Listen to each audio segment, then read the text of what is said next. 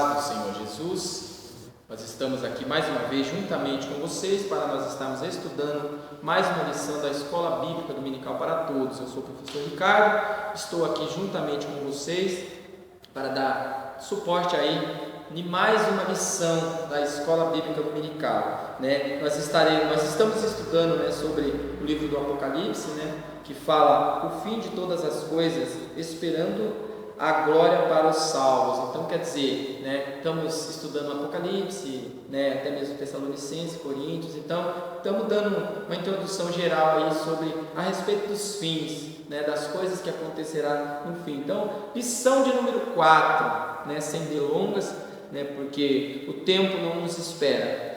Então, a lição de número 4, o texto nos diz assim: esteja alerta e vigilante, Jesus voltará. Então, olha só, isso é uma afirmação. Então Jesus nos afirmou que ele voltará, É uma afirmação do mestre. Temos que estar alerta e vigilante, porque a volta do Senhor será repentina. Então olha só, temos que estar sempre atentos, alerta, porque a volta de Jesus será repentina, Não devemos dormir, não devemos estar dormindo. Assim como o mundo está preocupado com o dólar, com a crise, nós devemos nos preocupar com a volta do Senhor. Então olha só, o texto áureo aqui nos diz assim: porque como o relâmpago ilumina desde uma extremidade inferior do céu até a outra extremidade, assim será também o Filho do Homem no seu dia. Então olha só que coisa linda. Jesus ele nos dá aqui alguns exemplos de quando ele coloca aqui as colocações que ele faz. Ele nos dá alguns exemplos para nós estarmos alerta.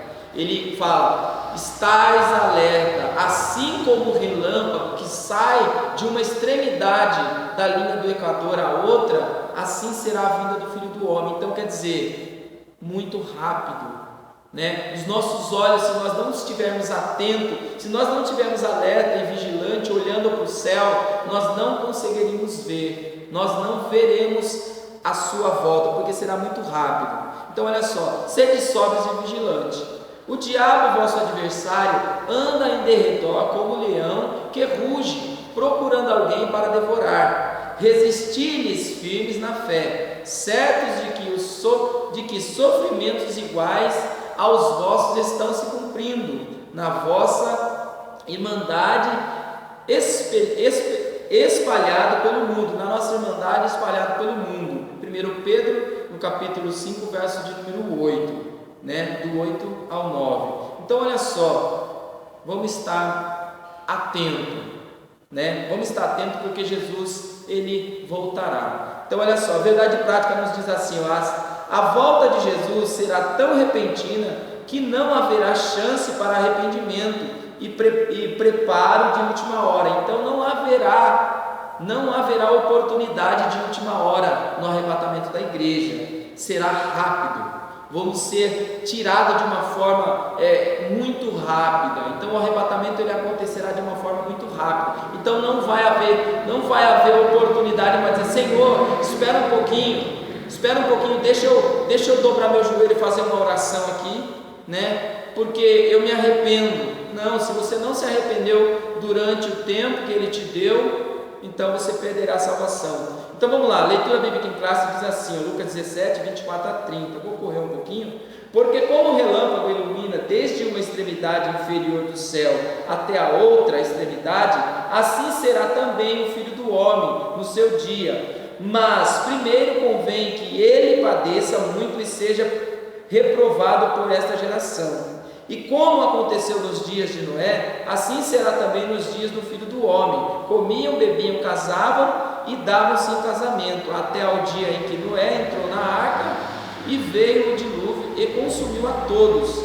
Como também da mesma maneira aconteceu nos dias de Ló. Comiam, bebiam, compravam, vendiam, plantavam e edificavam. Mas no dia em que Ló saiu de Sodoma, choveu do céu fogo e enxofre, consumiu a todos.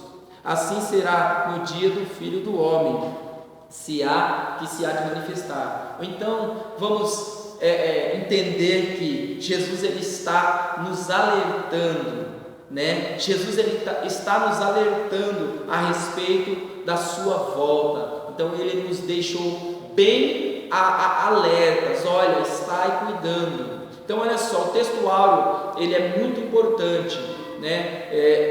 Dentro aqui da abertura, o texto áureo ele é um ponto-chave para nós compreendermos aí o que Jesus quis dizer. O texto diz assim, que a vinda do Filho do Homem será como um relâmpago que ilumina de uma extremidade à outra do céu. Então quer dizer, como se ele corta de uma linha do Equador à outra, né? Então olha só, Jesus ele utiliza, né, um fenômeno da natureza, né? Ele utiliza um fenômeno da natureza aqui, porque como relâmpago. Então Jesus ele não utilizou nem o raio, né? Ele não utilizou nem o raio e muito menos o trovão. Por que isso? Qual que é o mistério dentro desse contexto? Por quê? Porque o trovão ele é o som, né, do raio.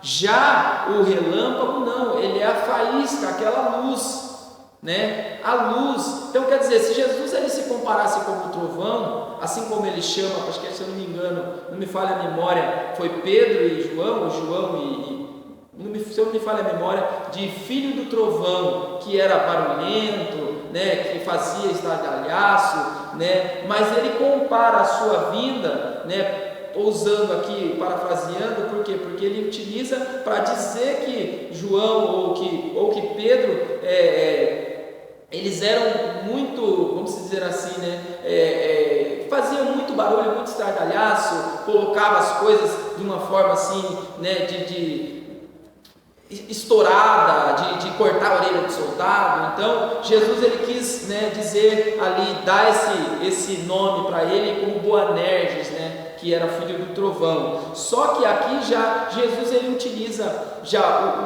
esse fenômeno aqui da natureza para comparar a sua vinda. Relâmpago. Por que o relâmpago? Qual que é o mistério dentro disso? O relâmpago ele é essa claridade, né? Ele é essa claridade. O relâmpago e o trovão são nomes dados respectivamente à luz. O relâmpago é o nome dado respectivamente à luz e ao som dos raios. O trovão chega depois do relâmpago, porque o som caminha mais devagar do que a luz. A velocidade da luz em metros por segundo, tempo para que a luz percorre de uma extremidade à outra da Terra, ou a linha do Equador. Então quer dizer, ele tem esse estipulado mais ou menos esse tempo de 0,13 segundos. Então olha só o que Jesus quis nos mostrar, que essa velocidade, ou que esse tempo seria muito rápido. Então vamos dizer assim, mais ou menos comparado aí, né, assim como o relâmpago, né, 0,3 segundos será a vinda do Filho do Homem, aproximadamente 0,3 segundos, então será muito rápido. Então a velocidade da luz é de aproximadamente 3.000 km por segundo, né? A velocidade do som é de aproximadamente 340 metros por segundo, que equivale a 1.224 km por hora. Então olha só a diferença que dá entre o som e a luz. Então Jesus não se comparou a sua vinda como o raio e muito menos como o trovão. Ele se comparou como o relâmpago. Por quê? Por causa desse raio ou dessa velocidade da luz que é muito rápida. Então vamos lá. Qual o sentido então? Então qual o sentido? Jesus ele quis dizer, né, que assim como o relâmpago, ou assim como os nossos olhos abrem, né, porque aquela piscada que nós damos é muito rápida. Então assim como o relâmpago que sai de um lugar para o outro, assim será a vida do Filho do Homem, no abrir e fechar de olhos. Então é muito rápido. Então quer dizer, se nós não estarmos atentos, se nós não estarmos alerta e vigilante, perderemos, não conseguiremos alcançar ou até mesmo ser alcançado por Jesus. Por quê? Porque perdemos aí a sua vinda. Então estarmos alerta é o principal, é o cerne da nossa fé, né? É o cerne da nossa fé. Então olha só, introdução aqui rápida. Jesus alertou várias vezes para para a natureza súbita de sua vinda. Então, quer dizer, Jesus ele sempre quis nos alertar. Mesmo assim, pode-se observar, sem muito esforço, que grande parte dos crentes está descuidados, envolvido com os afazeres da vida e não se prepara para aquele grande momento em que Jesus voltará, o aparósia, né? Aquele grande momento que a igreja espera, né? Vamos dizer assim, há mais de 2000 anos a igreja espera, né, a volta do seu Salvador. Então, se não estarmos atentos, tem dois fatos também, né, que Jesus pode vir. Então são dois fatos principais também. Jesus ele pode vir, né, no coletivo, ele pode vir aí arrebatar a sua igreja, mas também ele pode vir no sentido também pessoal, para cada um. Assim como eu posso estar aqui falando ou explicando a respeito da sua vida, ele pode vir para mim agora e eu ser, né, levado para o céu. Ou até, né, outras pessoas também que estão na presença do Senhor, também pode ser levado, né, no seu pessoal aí. Então Jesus ele vem em duas formas. Então muitas das vezes nós não acreditamos, muitas pessoas já deixaram de acreditar na vinda do Senhor, né? Muitas pessoas perderam a fé, deixaram a fé de lado, mas a volta do Senhor é real. Então vamos lá. É se preparar para aquele grande momento em que Jesus voltará. É o que veremos no estudo desta lição. Deus tem falado, não só pela sua palavra, mas através dos sinais da vinda de Jesus, que está chegando a hora. Você está preparado? Então é uma pergunta. Está chegando a hora. Você está preparado? Estamos preparados? Será que nós estamos preparados para a vinda de Jesus? Ou será que nós estamos preparados para a partida pessoal com Jesus? Então olha só, né?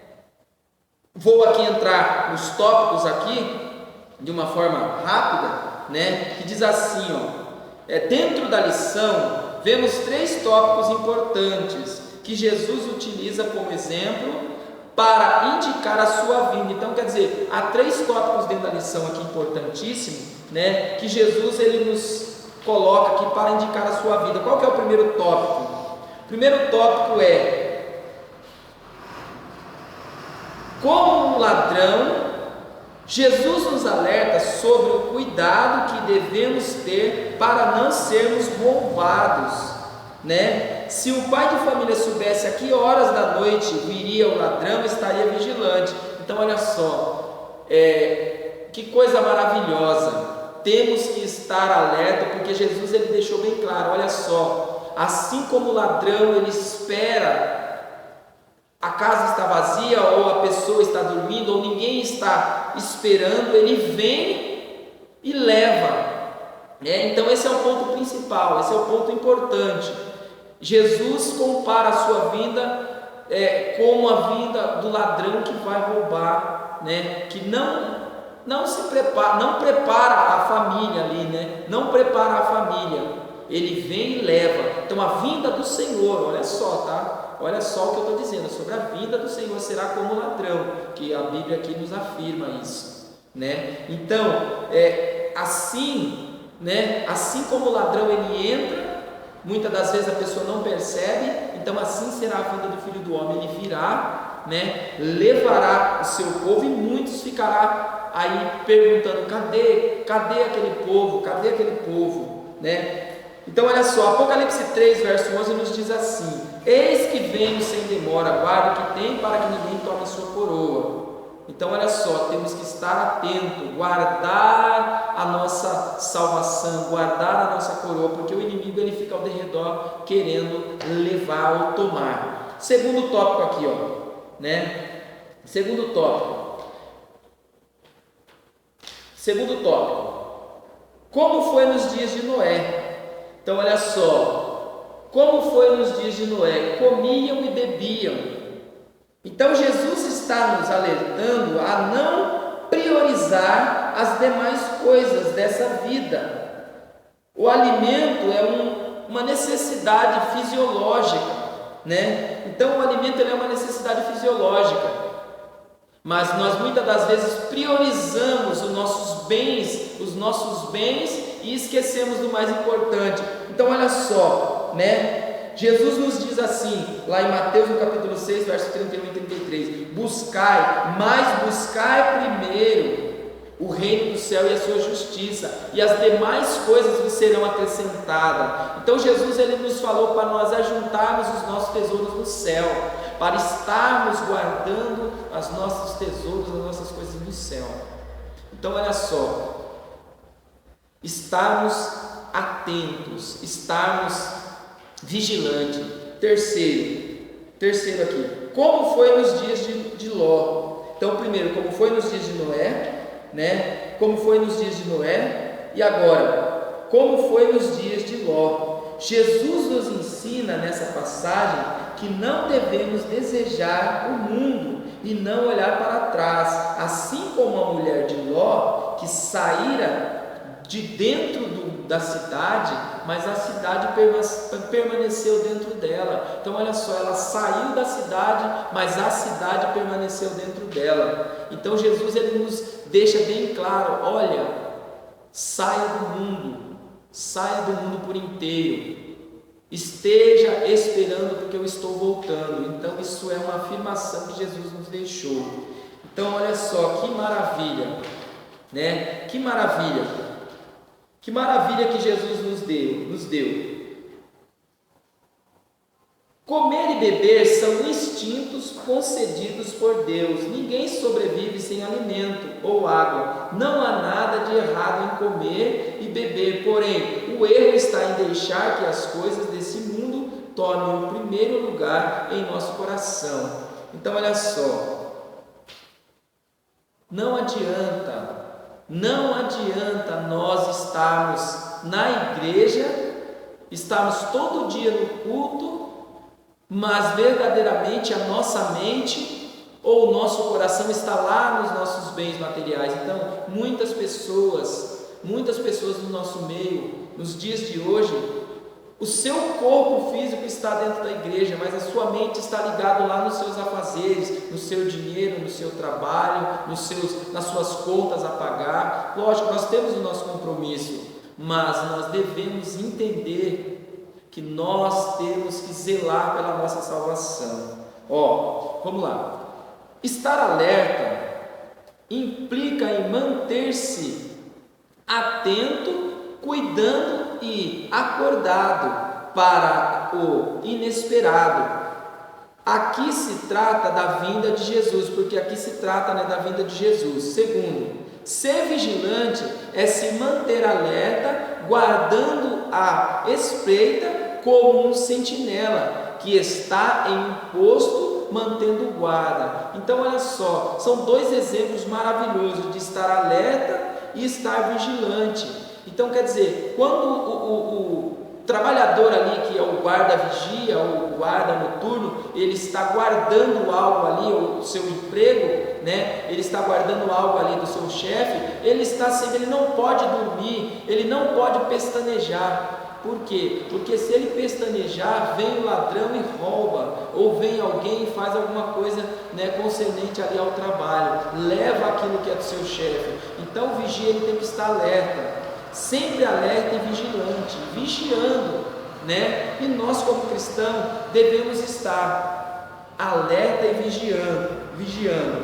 Nesta lição vemos alguns alertas inseridos neste texto, Então olha só, nós vemos aqui dentro da lição alguns alertas inseridos. Primeiro, o alerta: assim como o relâmpago, Assim como o relâmpago, como nós já dissemos, Assim como o relâmpago, vamos lá. Assim como foi nos dias de Noé, Assim como foi nos dias de Noé, assim como foi nos dias de Ló, e o outro, assim como o ladrão. Então são coisas aí que nós conseguimos compreender, que nós pegamos, como compreensão, para nós compreender que Jesus nos deixou bem claro. Ele queria nos avisar. Jesus ele sempre quis nos avisar a respeito da sua volta. Por quê? Porque ele sabe ele sabe que o homem esqueceria. Se ele não deixasse, o homem esqueceria. Então olha só, ninguém sabe a hora. Ninguém sabe a hora. Mas daquele dia e hora ninguém sabe, nem os anjos do céu, mas unicamente meu Pai. Sendo assim, devemos observar 3 conselhos, dentro desse contexto: olhai, vigiai e orai, porque não sabeis quando chegará o tempo, que está em Marcos 13:33. Vejamos a seguir o porquê, a ênfase, desse contexto. Olhai, primeiro, estais alerta. Isso é um imperativo, Isso é um imperativo. Olhar para todos os acontecimentos. Então ele nos convida para nós olharmos para todos os acontecimentos que está acontecendo no globo terrestre aí, Então quer dizer, assim como lá em Israel tem acontecido coisas, os terroristas têm se levantado contra nações, contra outros povos, a crise mundial, assim como tem acontecido alguns terremotos, alguns acontecimentos que traz aí para nós estarmos atentos, vigiando, olhando. Agora, o segundo, vigiai. Como já vimos acima, o vigiar diz respeito à nossa conduta, ao nosso andar com os discípulos, Então quer dizer, nós devemos estar sempre aí atento para nós podermos acompanhar os passos como os discípulos acompanham Jesus. Então vigiar é estar alerta. Vigiar é estar no seu posto esperando a volta do Senhor. Orar é o nosso combustível. Então a oração ela é o nosso combustível. Ela nos traz, Ela nos traz aí essa força que nós precisamos, Essa força que nós precisamos, esse contato direto com Deus. A oração ela nos abre, essa porta entre nós e Deus. É ligar o céu com a terra, é ligar o homem com Deus. Então olha só, Olha só o que vemos aqui, Eu queria rapidamente, comentar rapidamente aqui a respeito, para concluir, para nós podermos concluir a respeito dos dias de Noé, porque eu acho que tem algo, importante aqui, nos dias de Noé. Como nos dias de Noé, olha só, nos dias de Noé, todos levavam uma vida normal, mas sem acreditar no dilúvio que viria sobre a terra. Então quer dizer, eles levavam uma vida normal, sem acreditar no dilúvio. Não estavam ali nem aí para aquilo que Noé estava pregando, para aquilo que Noé estava construindo. Então quer dizer, o testemunho de Noé a respeito do dilúvio não era somente um testemunho de palavras, era um testemunho de ações. Ele falava que iria acontecer o dilúvio, mas ele também construía a salvação para aquele povo, Só que eles, primeiro, levavam uma vida natural, comiam, bebiam, casavam, davam-se em casamento, certo? Só que a única coisa que não era natural naqueles dias era a descrença que Deus destruiria, toda a terra com o dilúvio. Então olha só, eles faziam todas as coisas normais, só que a única coisa que o diferenciava era que eles não acreditavam, não davam crédito, Só que um detalhe principal temos dentro desse contexto aí. Primeiro, Noé entra na arca e depois de uma semana, olha só que importante isso, depois de uma semana veio o dilúvio sobre a terra, Então quer dizer, Noé entra na arca e fica por uma semana, Fica por uma semana trancado dentro da arca. Acredito eu que pessoas batiam ali na porta e falavam: Noé, aqui está mau sol, Noé, não vai acontecer o que você falou, primeiro dia, segundo dia, Noé, sai daí, Acredito que, com certeza, como o ser humano é falho, alguns ali da família ficou preocupado, mas Noé firme. Então olha só, ficou por 7 dias, Ficou por 7 dias dentro. Isso nos mostra que temos que entrar pela porta da salvação, pela fé. Então quer dizer, esse exemplo, assim como nos dias de Noé, assim será a vida do Filho do Homem, nos dá um exemplo que nós temos que entrar pela porta da salvação, pela fé. Então quer dizer, o que trouxe Noé para dentro da arca foi a fé em Deus, foi a fé que ele tinha em Deus. E o que nos traz para a salvação, o que nos traz para Cristo, é a nossa fé, a fé que nos faz acreditar na salvação. Terceiro, outro ponto aqui, e que as pessoas só ia perceber o arrebatamento quando for tirado, ou então, vamos dizer assim, num sentido mais claro, né? As pessoas só vão conseguir compreender o arrebatamento quando o arrebatamento acontecer. Por quê? Porque hoje ninguém está dando crédito.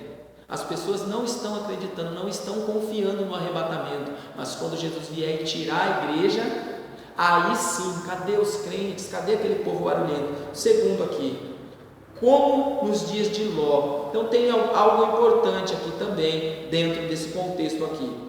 Nos dias de Ló não fora diferente. Comiam, bebiam, compravam, vendiam, plantavam e edificavam.